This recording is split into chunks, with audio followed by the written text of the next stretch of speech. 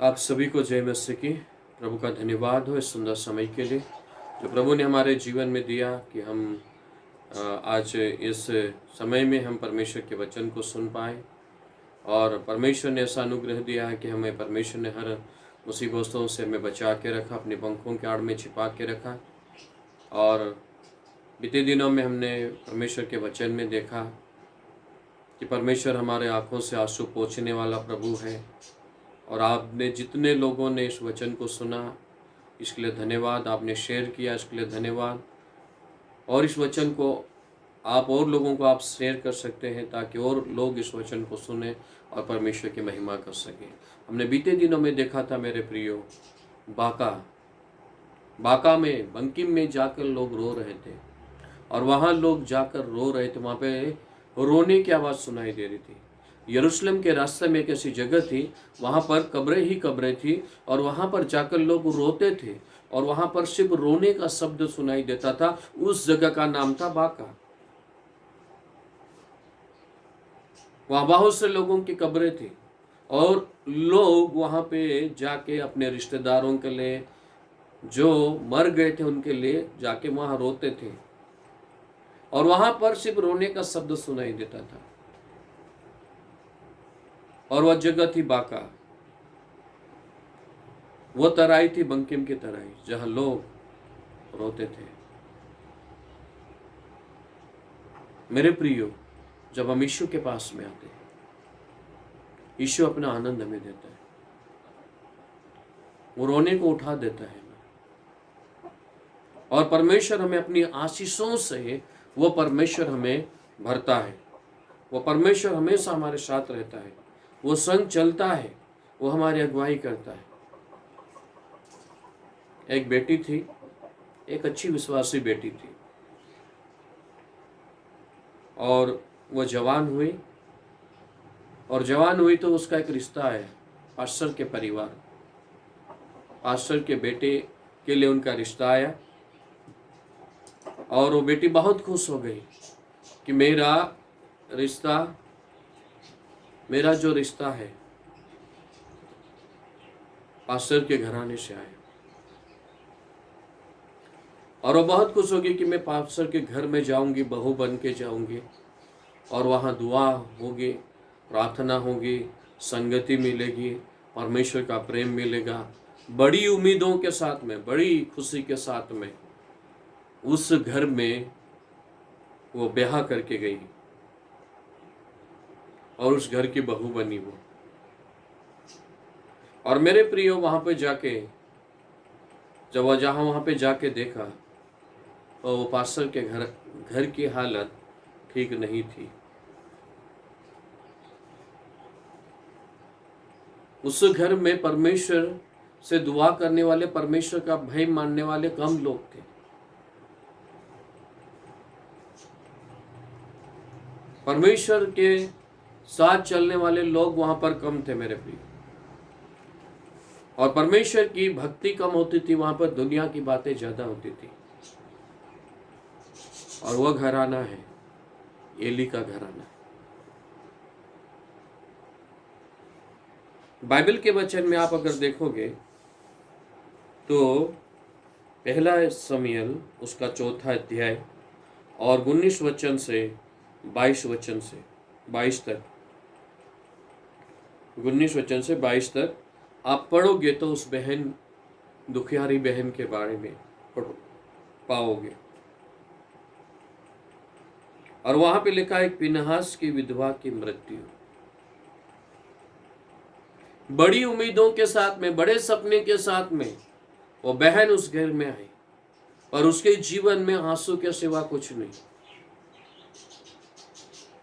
उसका जीवन बाका की तराई बन गया, उसका जीवन रोने की जगह बन गई।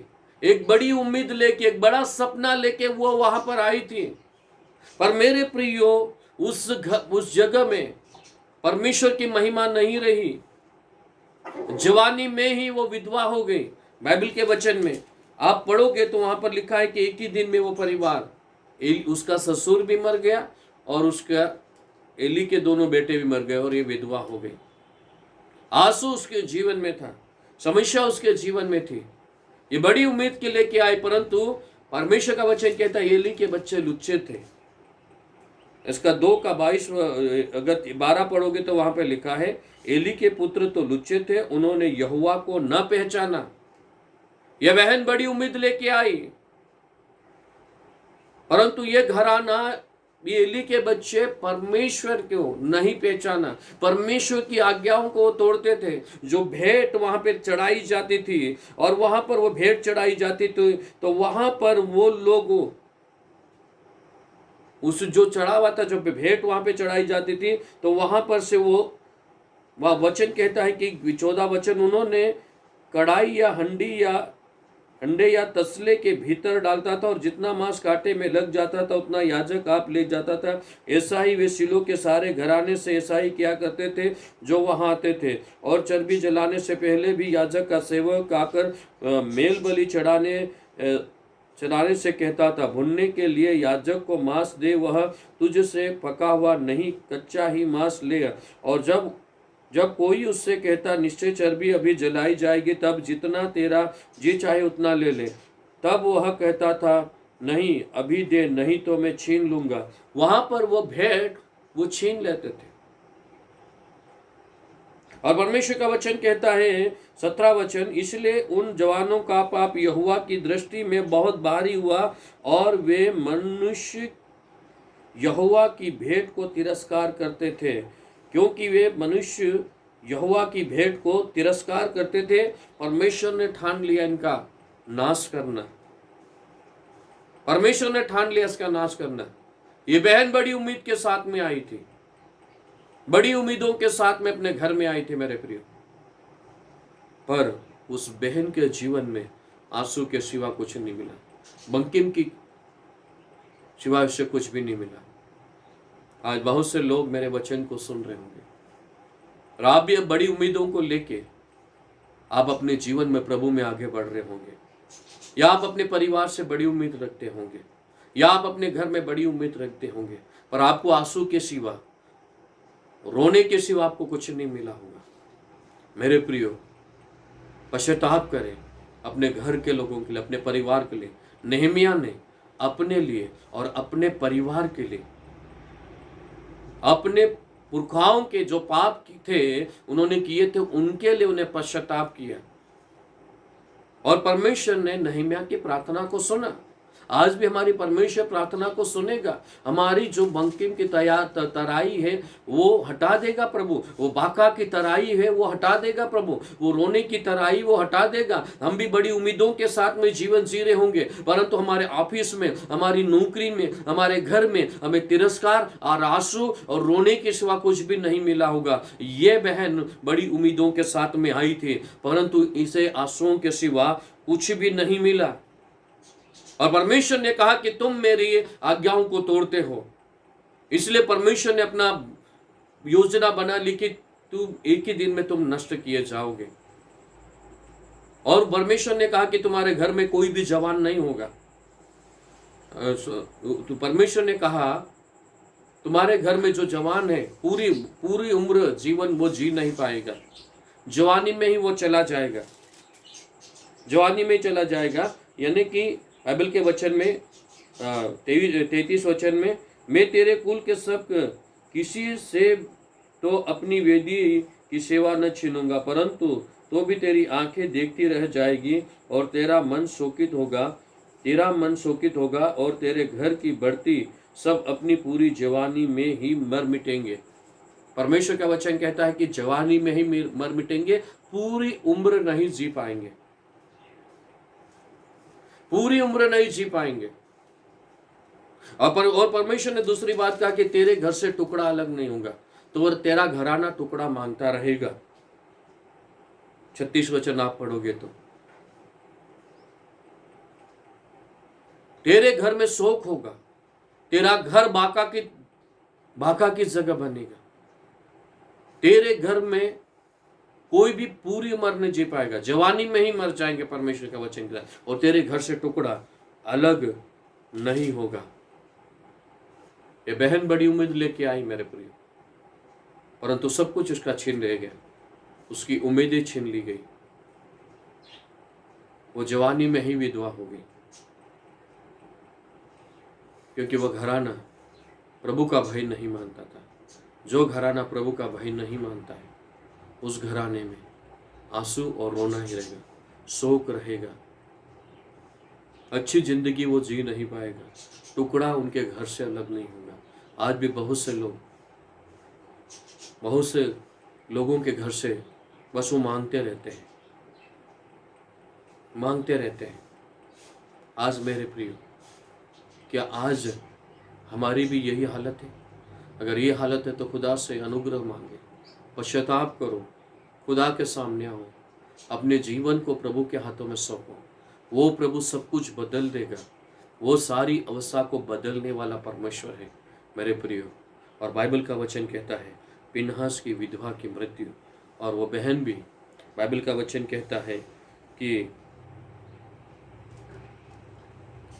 19 वचन से 4:19 से, उसकी बहू पिनहास की स्त्री गर्भवती थी और उसका समय समीप था।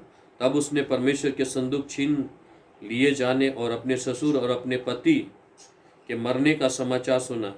तब उसकी जच्चा का दर्द उठा और वह दूहर गई और उसके एक पुत्र उत्पन्न हुआ। उसके मरते मरते उन स्त्रियों ने जो उसके पास आसपास खड़ी थी, उन्होंने कहा, मत डर, क्योंकि तेरे पुत्र उत्पन्न हुआ है।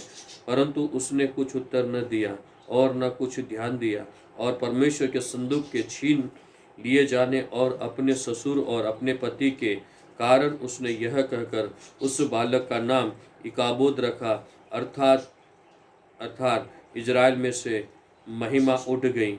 फिर उसने कहा, इजराइल में से महिमा उठ गई है, क्योंकि परमेश्वर का संदूक छीन लिया गया है।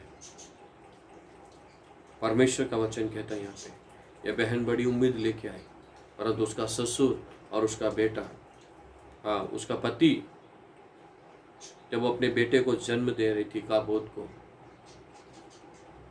जन्म देने से पहले ही उसका पति और उसका ससुर मर गया, विधवा हो गई। और बाइबल का वचन कहता है यहाँ पर, जब उसको जच्चा से पीड़ा हुई, उसने बेटे को जन्म दिया और वो कुछ जवाब नहीं दे पाए और वो भी मर गई। रोने की जगह बन गई, बाका की जगह बन गई। परमेश्वर की महिमा उठा ली गई। परमेश्वर की महिमा उठ गई। जिस घर में परमेश्वर की महिमा उठ गई है, वो जगह बाका की तरह ही बन गया। वो जगह बाका की तरह ही बन गया। क्या आज हमारे घर से महिमा उठ गई है, या आज हमारे घर में परमेश्वर की महिमा? परमेश्वर अपने वचन के द्वारा आशीष दे। हम देखें अपने घर में परमेश्वर की महिमा को। महिमा नहीं जानी चाहिए परमेश्वर की महिमा।